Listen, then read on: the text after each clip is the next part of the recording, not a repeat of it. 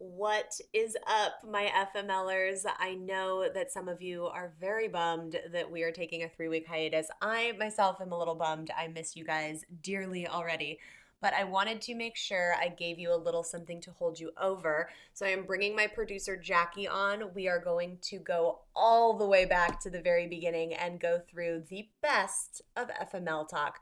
So grab a friggin' drink, y'all. Here we go. Oh my god. Wait, how old was the other girl? 19. Can you believe that shit? Hey, this is Gabrielle Stone. Good book? He did what? 48 hours? What a dick. Yeah, but have you seen all the photos on her Instagram? And this is FML Talk. Oh, no, she didn't. Miss Jacque, welcome to FML Talk. Thank you. Thank you for having me. Guys, I just want to warn everybody, this is not going to be a nicely edited together episode. This is uncut, y'all. I'm on vacation. We are uncut and wild and free, and we are going all the way back to pull some clips and give some commentary on some of the most insane FML Talk moments that we've had so far. No fucks given. No fucks given. And I'm excited because we're starting... What's the episode called we're starting with? This is one of my favorite episodes. This was the amount of DMs I got about this episode was unreal. And, okay, preface the guest because she walked into your house with her 2 naked cats. Her 2 naked cats. And her 2 dogs. And her 1 dog. Her 1 dog. Yeah. Which we put in the backyard. And then in this, like, little basket carrier, these 2 naked just like hairless cats. Hairless cats. Yeah. Which you would think is like almost alien-like, but they're really cute. Yeah. And the other crazy thing about this guest is that she comes off so much older than she is. Do you know she's 21? Stop. Yeah. I didn't know that. I know. I thought she was like our age. I know. Oh my god. Yeah. She's super mature then. But then if you think about it, like, of course she's 21 because Daniel is trying to date her. Right. So if you haven't guessed, we're talking about Kaylin Ward, the naked philanthropist. And we're going to revisit this episode. It's one of my favorites because while this was happening, all of the Daniel stuff with the FML Talk podcast account was going down, which if you were not a fan or listening at the time, what had happened was we were getting ready to launch and all of our accounts just went away. Shut down, got hacked into, just deleted. Yeah.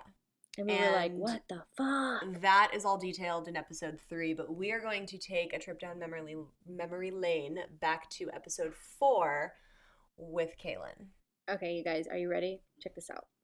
So I'm sitting in bed with my boyfriend one day, and I get a notice on my phone, and it's from Verizon. And it's like, we're on the phone with you right now.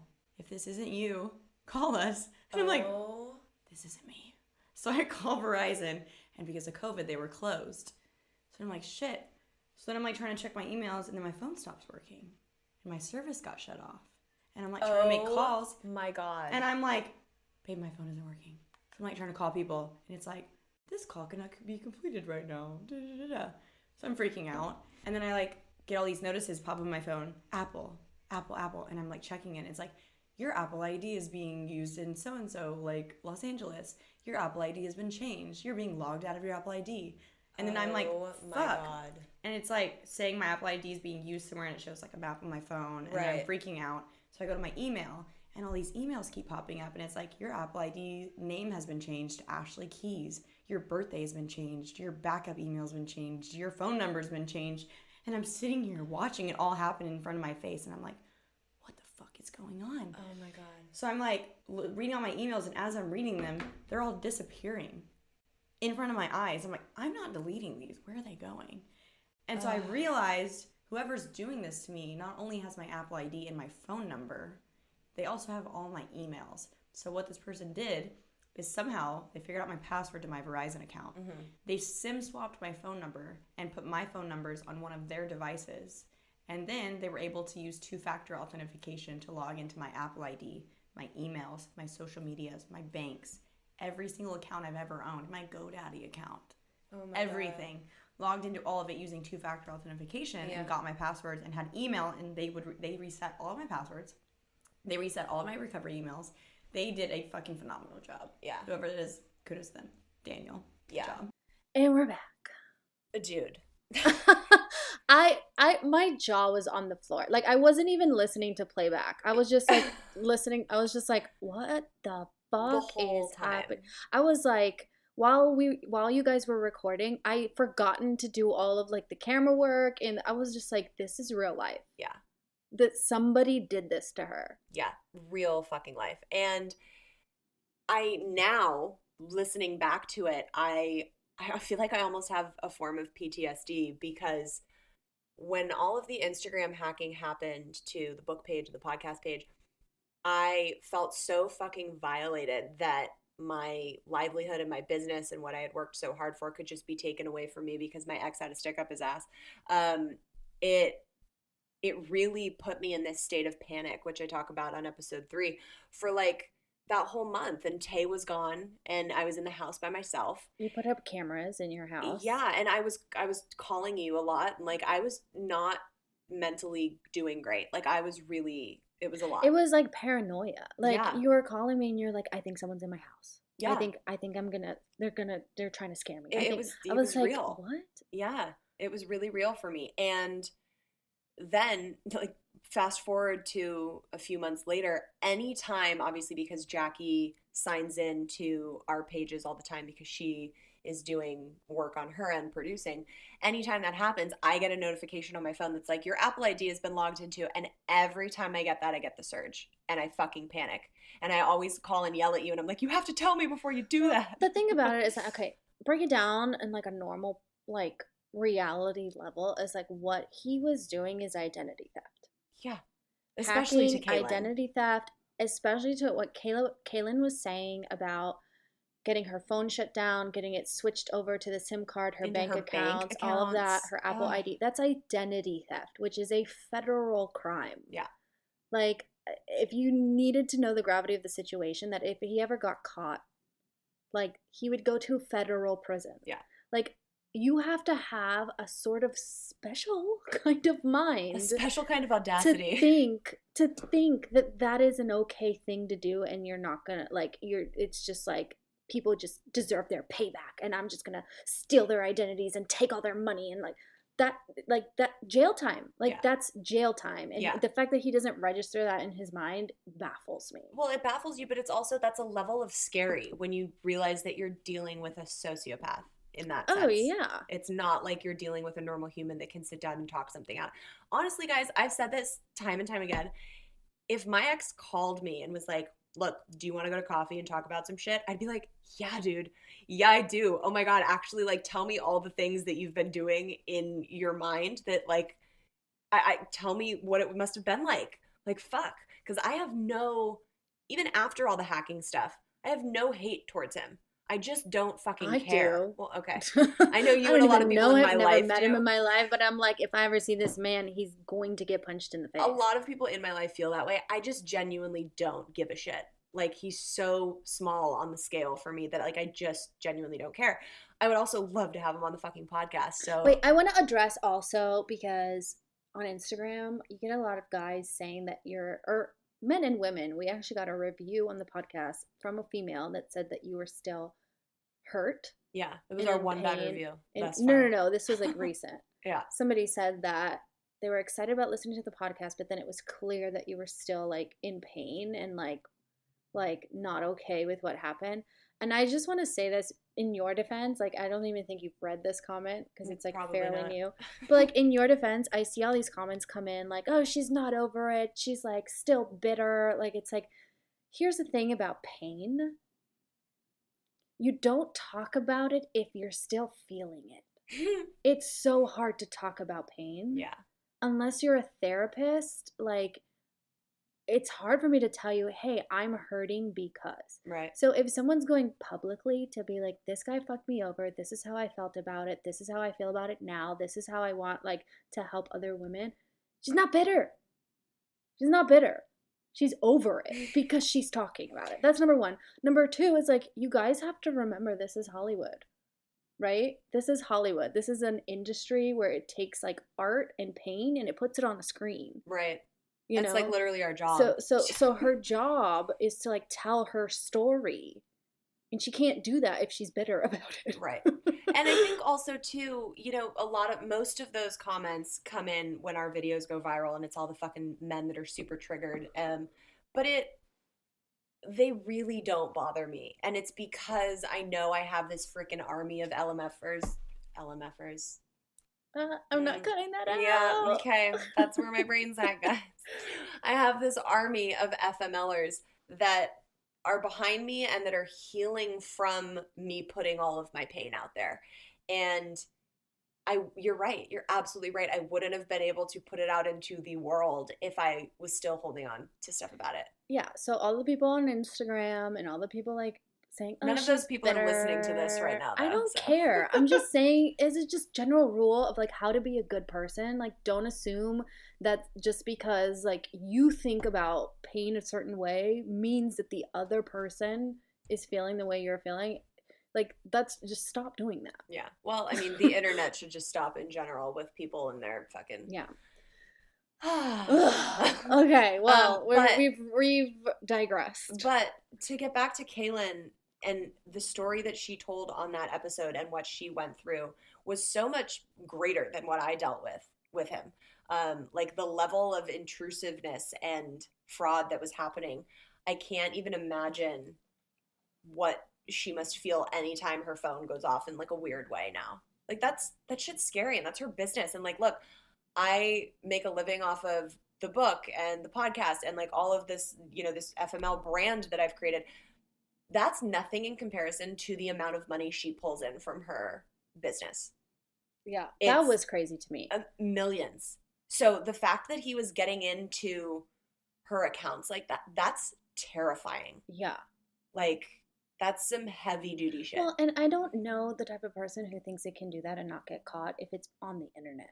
Everything you do on the internet is tracked. Yeah. You're leaving cookie crumbs It's just everywhere. a matter of if somebody wants to go and find it. Yeah. So if a person wants to investigate you, they can and they will find. Yeah. So it's like you have to have like some sort of twisted reality to be like, I'm going to steal this person's money from under their nose and not get caught. Yeah. Yeah, you might not get caught right now, but like 10 years down the line, maybe some people will show up at your door and you're going in handcuffs. Like, stop doing shitty shit, you fucker. Like, I fucking hate this man. Oh my God. Okay, what's our next one that we're pulling up? Let's get off the Daniel train. Next is your mama. Oh, my mama. Yay. It's also one of my favorites. Okay. Me too. All right, let's listen.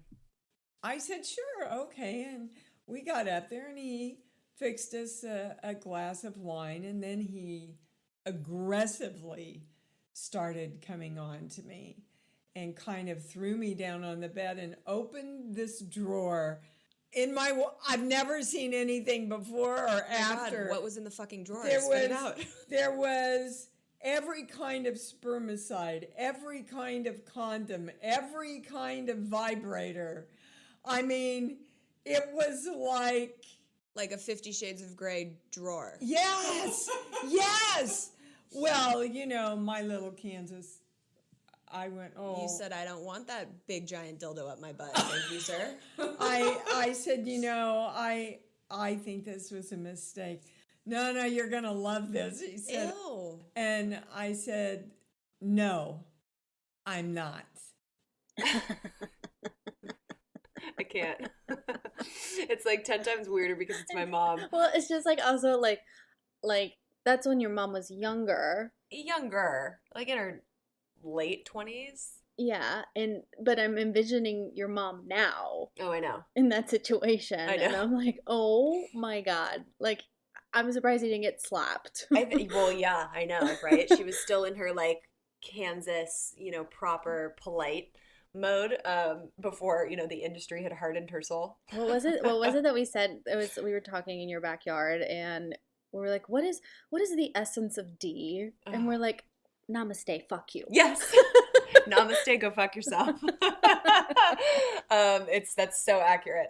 I think a lot of people get surprised when they hear that my mom and I can talk about stuff like that. Don't get me wrong, like she'll say things with her boyfriend now and they'll like make jokes and I'm just like, oh guys, like, shut the fuck up. Like, come on. And like I don't like, air my dirty laundry to her necessarily. I mean, when she You read just air it out to the world. to the world, right? Well, when she read Eat Pray FML, she was like, Gabrielle, did you use protection with all of the? I mean, you slept with a lot of people. I was like, Mom. I mean, let's be like, if we're being real, it was 3 new people and 1 repeat. Like, it wasn't that bad for what I was going through. What was it? By some What standards. did you say? Body count? Was Yeah. that the body count? The body I count. learned about this today. Yeah. So basically, that if you don't want to up your body count of people that you have slept with, then you go back and you repeat.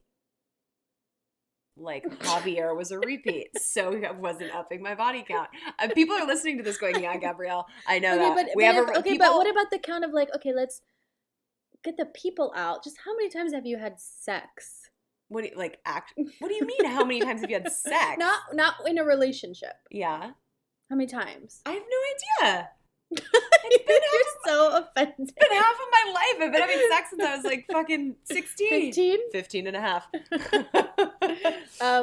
No, but I think that was the very first episode we recorded with your mom. Yeah. Or your mom's episode. Yeah, it was the very first recording. And all the things went wrong. Yeah. Everything. But it was that okay could've because it was possibly my went mom. wrong. So I was like, hi, we're a shit show. It's fine. Yeah. We could have asked her to come in and redo it, but No, it turned out great. It turned out great. I love her. Shout out to Mom. But even in the room, I was like, oh, the camera turned off. Oh, the camera. Wait, hold on. Okay, hold. It was like, but it was so fine. Everything. We're both pros, so we had fun. Okay, Yeah. great.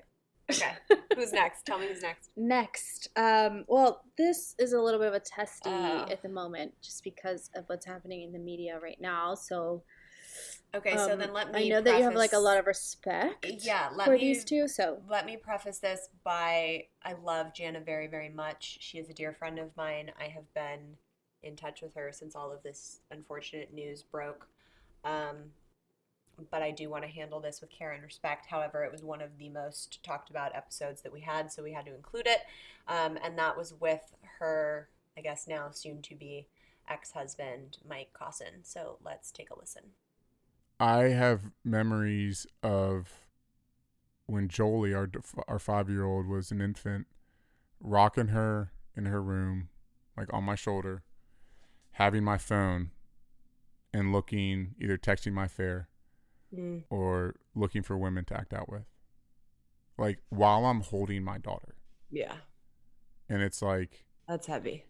What a fucking piece of shit, you know? And to your point, thank God that is not my life these days. Thank God. Because that's just, you know, and that's a part of my shame that's still there, that, you know, I look at my daughter and I'm like, I want to like, she had no idea, but I just like want to like hold her even more and like apologize to her that I was that unpresent, that I was holding her as a little beautiful baby. Yeah. Scrolling on my phone, looking to act out. Yeah. Oh, dude. It's like really hard, even for me, to go back and listen to segments of that episode. So I can't even imagine being someone that's involved with it. I remember when I did that episode, I had first reached out to Jana saying, hey, a lot of my listeners want to hear from someone who's not been faithful that will come on and openly talk about it. And she was like, yeah, totally, you should ask Mike. And I remember texting her the morning I was going to record with him, and I was like, dude, I'm really nervous. She was like, why? Don't be nervous. And it was like, because it's my friend's person, and like I don't want to grill them and come off as, you know, this crazy woman, but it was just such a weird dynamic. And Mike came on and was so open and so vulnerable and so well spoken, and we got such amazing feedback on those 2 episodes. So to hear, again, I'm trying to be really delicate because all of this is so fresh, and I do want to protect my friend. It's already shitty that it's so public for them. To hear that all of this failed in such a way is really tough. yeah, I think when you're rooting for people, Yeah. it's hard. Yeah. And, you know, I read their book. It's a beautiful book. I stand by It's that. right there. Yeah. I stand by that regardless. that anyone in a relationship can benefit from reading it, because it's got a lot of really good stuff, and I think all the content in there is why they survived as long as they did. But I will say that I am proud of Jana for finally, being able to choose herself, because she so fucking deserves that. I think that's the hardest step, especially if you're a mother. Yeah. Because once you become a mother, it's like you choose the thing you made. Yeah. Over yourself. And then Totally. even women in general, they usually like put everyone else. Yeah. And I think it's easy for me to say, yeah, of course I walked away. We talked about this when I first went on her podcast and did it. It's easy for me to walk away because I didn't have kids, I didn't have a house, I didn't have anything tying me to this person. And Mike said on that episode, that they both stayed, and she mostly stayed for the kids at first. Like, that was the deciding factor. Well, I don't know them personally, so I don't even pretend to know what I'm talking about, but I know that I just see what comes in, right? I saw her interview, I saw his interview, and I saw the live. Yeah. And I just remember on the live, again, preface, don't know what the fuck I'm talking about. You can shoot me in the face if you want. But she just didn't seem happy. Yeah. I didn't know what it was about. Maybe they had just argued about something, or maybe it was something deeper than that. But like, to me, when I saw the live, I was just like, something's... Yeah. I agree with that. And I've gotten a lot of DMs when the news broke about this. And, I hope when she's healed and ready that I'm sure she will be open to talking about it and sharing her story, because so many people have grown with her from her doing that in the past. So I think this is just going to be... She's strong, and she has proven that tenfold, Yeah. not just with Mike, but with her other relationships. Yep. And this will just be an extension of that. So yeah. I'm sending her all the freaking love and lifting her up during this crazy time. All right, what we got next? Take me out of this. All right, so let's switch up the tone. And what was next? Where did we put us next? Oh, fuck. Lauren. How could we forget? All right, here's Lauren. Yay. I wasn't living my truth. And when you suppress all of these desires, eventually you express it in an unhealthy way. Yeah. And so for years I had just suppressed all of this, and then I, at the very end, just, butchered the job, and I fucked up. And I hate that. I hate that I ended a very overall beautiful relationship and beautiful marriage on such a negative, error on my part. Because I can't take that back. But with that said, I can confidently say I would not be the human that I am right now sitting here if I hadn't have fucked that up in that way, because now my capacity for empathy and for compassion and self-awareness and vulnerability, I have expanded so much and grown so much because of it. I don't know that I would have been the same person if I hadn't messed up so big. That's really beautiful. Oh, Lauren, I love you so much. I just want to say that Lauren is a light. Yeah, dude. Yeah. Like, she walked in the room and it's like sunshine. Yeah. Like, she's like a light of a person. She really is, and she's such a sweet soul. I can't wait for you guys to read about some of our time together in Asia in book 2. And now she's in a really beautiful, healthy, happy relationship. She just posted a picture on Instagram. If you guys aren't following her on Instagram, she writes some really great shit. Every post she does is like a mini essay excerpt of greatness. Yeah, and I think this post she was talking about like being with herself and being single for quite a bit of time to like learn who she was and needing that badly.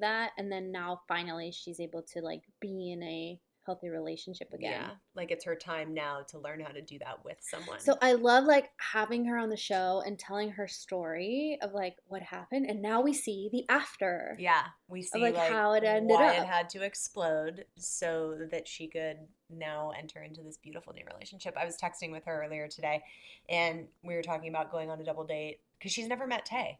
I know, because That's my reaction for when anybody's never met Tay. It's like, how do you not know about this person? How do you not have this human in your life? yeah, so we were talking about needing to go on a double date so I could meet her guy and she could meet Tay, because she, I mean, was hearing about the mythical Tay when I was traveling with her in Asia, and like I was talking about him constantly. And you guys were broken up. Yeah. It's still That's talking all we about can it. say. There's too much book 2 spoilers. Oh, fuck.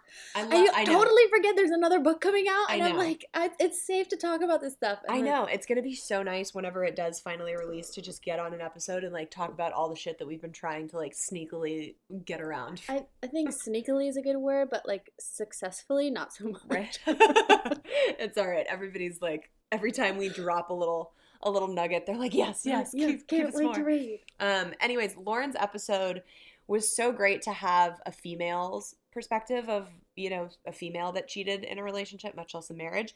And she really has so much respect for her ex, and, you know, they don't talk. They're not, you know, friendly, but she had messaged me before the episode came out and asked me if she could proof it. So I sent her a rough cut because she was really concerned about making sure she painted him in a deserving light, because there was so much of their relationship and their time together that was really beautiful. And she harbored a lot of guilt around that. So I thought it was really awesome that she just cares so much, you know? Yeah, but I also think it's like a huge leap of faith that she took because, well, one thing, she was with the guy since high school. Yeah, it was like her only person. Yeah, and I think there's almost a danger in that. Totally. Because, and this is not to knock anybody who's found their soulmate in high school, but for me, it's like I learned most of my life lessons in my 20s. Yeah. Single. Yeah. Not in a relationship. Yeah. You know, so when she was like, I'm 30 and we got a divorce and I've never been with anybody else, Yeah. my jaw was like, That's wild. what? It's also hard to make the mistakes that teach you so much about your life when you're in a relationship. Yeah. A lot of those mistakes come from the messy breakups and missteps that you don't normally have when you're in a secure relationship. Well, also beyond the breakups and the missteps, it's like if in your personal life you fall, you have someone to catch you when you're in a relationship, right? But you've never known what it's like to catch yourself. Totally. So that's where, like, for women specifically, because I can only speak about women because I'm a woman, so I don't know what the men's experience is. But Thank you for clarifying that. I'm just saying, I don't want to speak for everybody, but like, I think it's so important for a woman to be able to get knocked down and pick herself back up a million times. Yeah. Because I agree. that fosters resilience, and if you're a resilient woman in this world, you're unstoppable. Fucking A. I'll drink to that. We got boba tea. We got Let's boba tea. drink Cheers boba with tea. the boba tea. All right, who's up next? I think it is my mentor, maybe. Kelly. Kelly. Kelly. Roll the clip. Okay. So we go walking outside, and the entire jury is standing outside the courthouse wanting to talk to me. And the victim advocate just looks at me and she's like, I have literally, in like the 35 years I've been here, have never, ever in my career seen this. She's like, I don't even know what to say. So she walks me up to the jury. They're all sobbing. They're like, we're so sorry. We're so sorry. We wanted to say he was guilty, but there was one guy in the jury specifically, and he came up to me and he was crying and he's like, I had a question, and as a juror they can't just like raise their hands and be like, hey, I have a question. So because that one question was so stuck in his mind that he didn't have an answer to, he couldn't in his moral compass say that this guy was guilty. He couldn't definitively say it. Oh, Kelly, I love her so much. Dude, her story's wild. It's unreal. I hope you guys, I know a lot of you have picked up Spilled Milk already, but she's a really incredible author, an incredible human, and obviously my mentor. And I felt so helpless, or I don't even know what the right word is, but when I was doing that interview with her, and I listened to it back, I kept going, right. And it's just because, what do you even say to that? Like, what do you even say to someone who is like, I was being raped as a child by my father. I was protecting my siblings from being raped from my father as a child. Like, and then we went on the live. If you guys haven't seen the happy hour I did with her, it's on the FML Talk podcast page. It's really powerful. And people were asking questions, and I was asking them and she was answering, and we got to one, and I had known about it from reading her book and from talking to her about the screenplay, but I didn't know, I couldn't say it out loud. So I literally told her the username and said, okay, look at that comment from that person. Would you like to address that? And the question was, can you talk about the pregnancy that happened? Because she had gotten pregnant as a teen from her father. And she did. She took the question and she addressed it. And it's just so far out of my brain, like to be able to comprehend a child having to go through what she went through. And then to look at her and to talk to her on a woman to woman basis, because she mentored me through the self-publishing process, and we still talk all the time and bounce ideas off of each other. She is so strong and so fucking well-rounded. Like it's like there's no way that you could have gone through this. Yeah, I mean, well, the thing is that, like, she seems like, I don't know her personally, again, but so put together. Really. And yeah, I get it. She's an adult now, and she's probably, like, been through therapy and done the work, and all that still. stuff. But still, it's like something in your formative years that happened to you. Like, the thing is, that, like, when you're that young, like, you're taught how to see the world, right? And that doesn't ever leave you. Yeah. So, like, for her to be on the other side of this, so put together and so well-rounded like that, it's like she must have gone through so much to be able to even do that. Yeah, it's really incredible, and it's really incredible what she does for other victims and survivors that have gone through horrific things like this in the sexual assault world. And I want to give you guys a little insight as to what type of woman Kelly is. We did a video for social media around suicide prevention, and it was me, Kelly, Jana Kramer, Jazz Thornton, and Tiffany Jenkins, and all authors of different books that come from different kinds of trauma. And I remember chatting with Kelly when I was getting ready to record my segment, and I was like, God, I feel like mine is so much less than what you guys have been through, because Kelly was obviously talking about sexual assault. Tiffany was talking about, like, you know, heavy drug addiction and overdosing.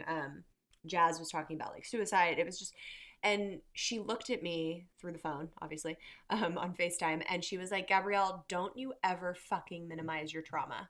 Like, what you went through is just as intense as what any of us has experienced, and different in so many ways. Do not ever minimize your trauma. Everyone's trauma is valid, just as much as mine is, as is yours. And I really took that in, and I had an experience, which I won't go too into depth with a person in my life who looked at me and tried to compare what I have gone through in my life, specifically with the cheating of my ex-husband, to something that she was dealing with. And when I called her out on it, she said, yeah, well, actually mine's worse. And it really hit me in that moment that I was like, you don't minimize other people's trauma. Like, you just don't. I don't care if you've gone through a death, if you've gone through divorce, if you've gone through cheating, if you've gone through assault.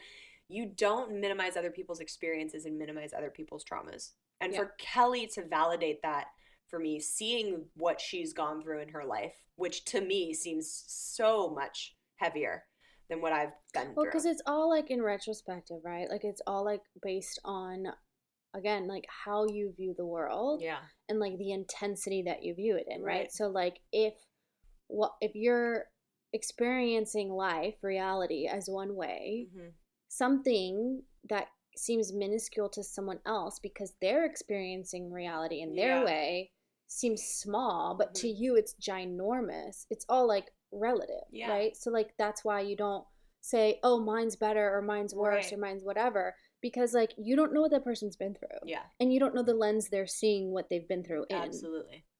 You know, so it's like you can't. I think the world of her, and I think she does such a good job at lifting other people up and being generous with her time. And I just have all good things to say about her. So if you guys aren't following her on social media, please go do that. And if you have not gotten Spilled Milk, definitely pick that up. It is a really incredible book. Can I just say, with all like the shit that we talk about, like the FMLs and all of like the shit stories and the trauma, like I'm baffled by like how strong of positivity of a women's group this has become. Yeah. Because even despite all of the pain and the trauma, everyone's still wanting to lift each other up. And I think that's great. Yeah. Yeah. On a lighter note. On a such lighter note. Let's get into our favorite. Yeah. The best FML stories from y'all. We picked 3 of our faves, and here we go. Hey, Gabrielle. I have an FML story for you. It's the story of when I lost my virginity, so buckle up for this one. I was 18. I held on to my virginity until then. I was dating this guy who I couldn't see was awful, or I didn't want to see was awful. And he invited me to go up to his parents' house in another state with some of his friends from his school that I didn't really know for the weekend. I was very excited. I was hoping to lose my virginity at this point. So I was stoked. The day of the trip, he starts crying and giving me this story with major red flags regarding like infidelity stuff. I should not have gone on this trip, but I went anyway. And lo and behold, the girl he mentioned to me was also going on this trip and going in our car with all of us.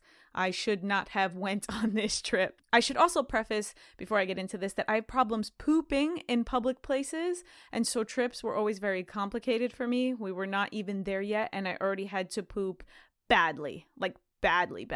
So we get back to his parents' house where we're staying to take showers before we go out for the night, and I'm like, yes, here's my chance. They'll never know if I poop before I shower.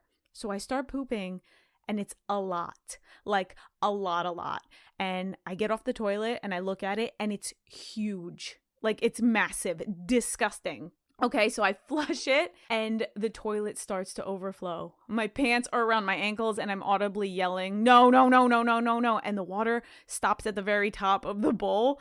And I've already been in the bathroom like a suspicious amount of time at this point, and I still had to shower, so I didn't know what to do. So I just took my hand and I just reached it right into the fucking toilet and I karate chopped this turd over and over again, and I shoved it like down the hole of the toilet. It was like I was murdering it. It was like it was a murder of my poop. And then I look and there's so much poop over the bottom of the bowl. Like I had to wipe it clean because it just looked like I took a butter knife and just like spread shit all over it. Like this is literally my nightmare. I finally finish. I'm mortified and I have an armful of shit and toilet water. So I get in the shower and there's like no water pressure. None. I don't even know how I got clean, but I did. I got through it. I went to the party. I decide I'm going to lose it to this douchebag. I don't tell him what happened at his mom's house. And we start, and I have to stop because my stomach was still so upset from holding in so much poops. So I run to the bathroom. I projectile vomit all over the mirror. I attempt to clean it, but then I realize I'd smell like it. So I just fucking left it. We did the thing. It lasted 20 seconds. I didn't tell him I puked. The next day I leave to go back to my home state and he calls me to break up with me because he decided that he couldn't date an actress, which was my profession. And fuck my life. That's my story. Love your podcast. Love your book. Thank you so much. I'm dead.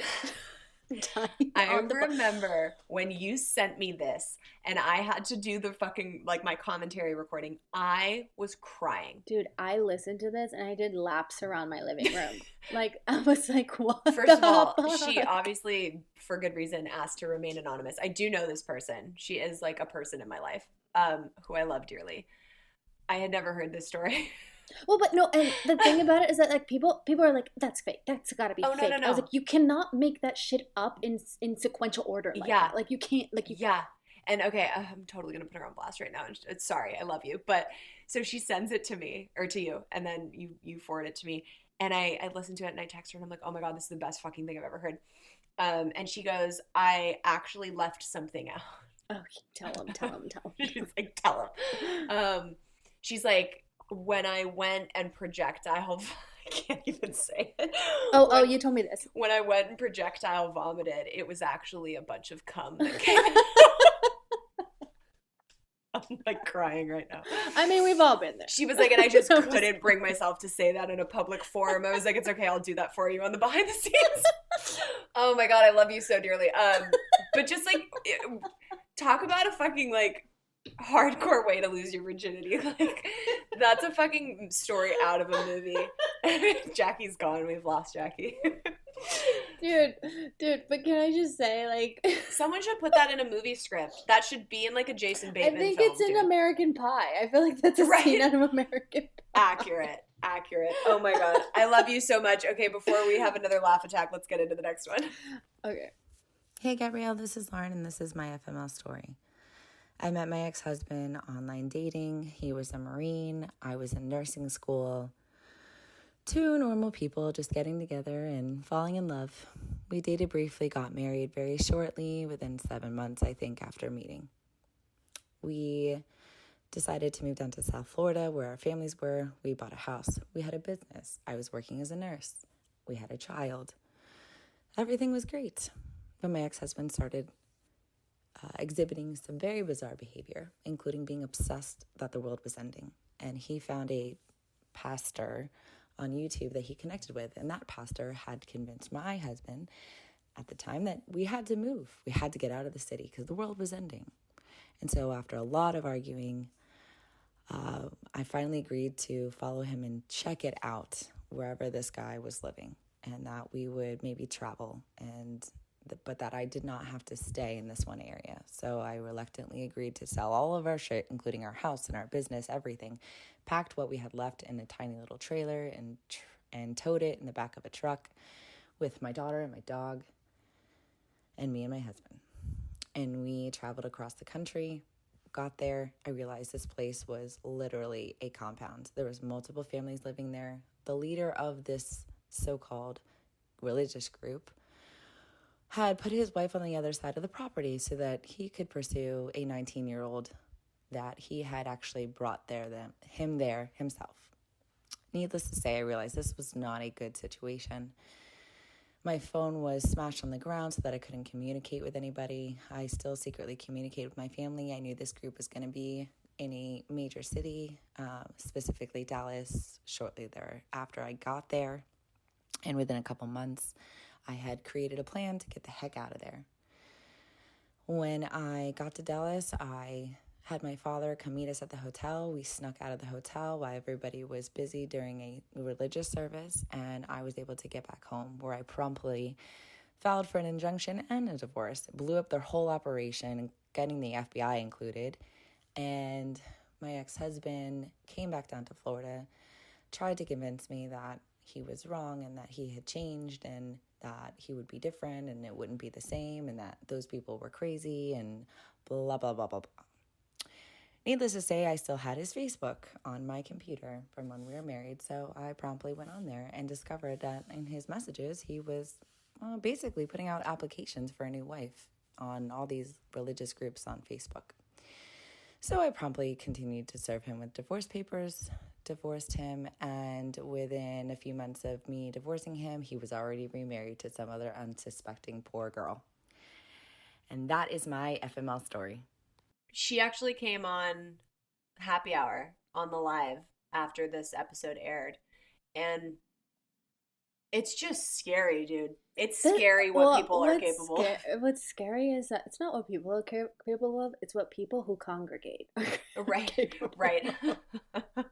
Like, I'm not trying to knock down, like, anybody's belief system. You're not trying to knock down cults? I'm trying to knock down cults for sure, but, like, fuck you, cults. But, like, those people really believe that those things are real, so I'm, like, not trying to knock their belief system, but I will say that, like, this woman specifically who does not believe in the things that to find yourself in that situation where you're surrounded by people and concepts that just seem so out of line, far-fetched to you, must have been like terrifying. Like you're in a clown car or something. It's one thing if you're like, look, it's one thing if you're going to church or going to, whatever, going to an organized religion practice. That's totally fine. That's totally normal. Like, go on with your bad self.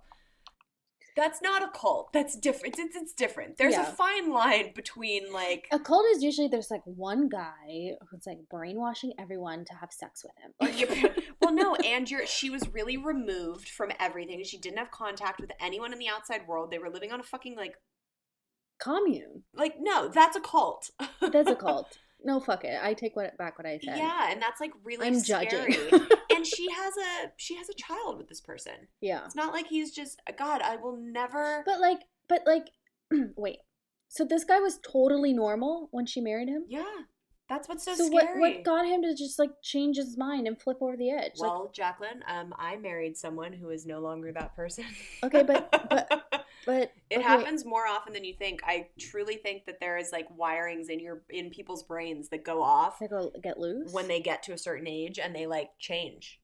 Like they change. I mean, you've seen the side-by-side photos. If you look at Daniel from when we got married and you look at him now, you're like, that's not the same person.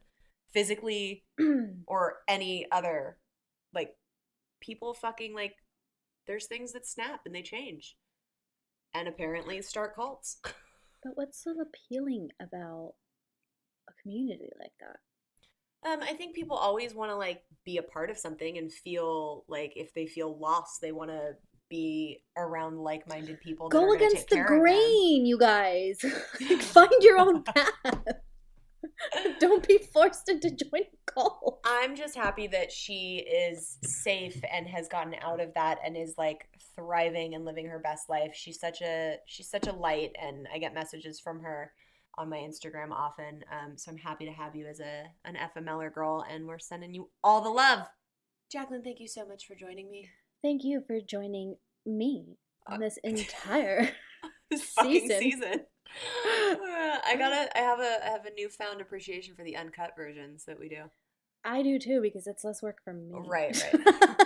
Don't be getting too comfortable. Damn it.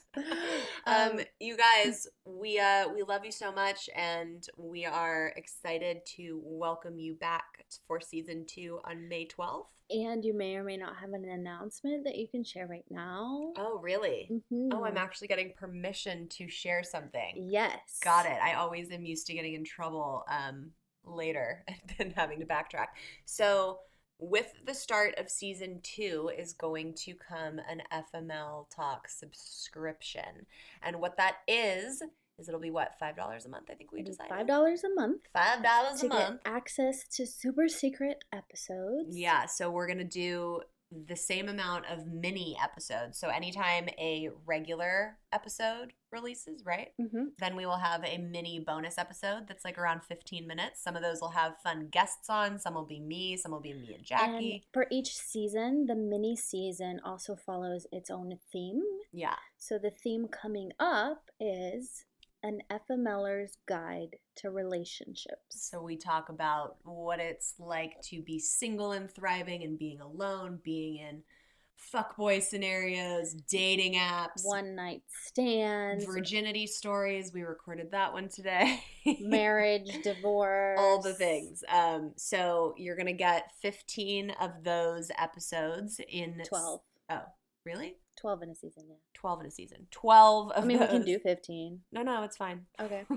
12 episodes, mini bonus episodes. You'll also get access to our new Facebook group. Yes, it is a Facebook group for subscribers. Again, this is included in the $5 a month. And it is just going to be a community that we build of FMLers. Gabrielle will be sharing journal prompts, daily self-love practices, and everybody will get to chat and comment on what they're doing. You guys can share your own journal entries, your own stories to talk about. We can host events, live events, but again, it's going to be subscription based. And then the other perk of that is that you, as an FMLer subscriber, you automatically get 10% off all merchandise. I mean, that's worth it right there for a lot of my like hardcore FMLers. Everybody just went, oh, okay, that's me. So anytime you want to order merch, you'll automatically get a 10% discount. And The probably most exciting part of this, other than the mini episodes, because those are really cool, is the fact that you are going to get some massive book 2 spoilers. Leading up to the release, I will be in the Facebook group dropping some spoilers and some full-on like sections for you guys to check out. And then also upon release, in the mini episodes, we are releasing director's cut. So as you're reading the book, you can tune into the mini episodes and hear Gabrielle's commentary on writing each chapter. Whenever the fuck that release date ends up being. Which will be soon, but we'll see. We'll see. So yeah, if you guys are excited as we are about season 2, let us know. Yeah. Oh my God, I'm excited because I know some of the episodes we have coming up. Oh, and we're getting a makeover. We're getting a makeover. Are you going to tell them about the makeover? No, we can keep something. Some things are secret. We're getting a makeover. All right, you guys, I love you so much. I'm excited to have some of you guys in this subscription, little super secret. You've been calling it a secret society. Yeah, I know. And I don't hate that. And now we're talking about cults, and I'm like, is that really the best way to put it? Whatever. It's a super secret society for FMLers. That's what it is. I love you guys so much. I will miss you over the next week and a half, and I will be seeing you on May 12th.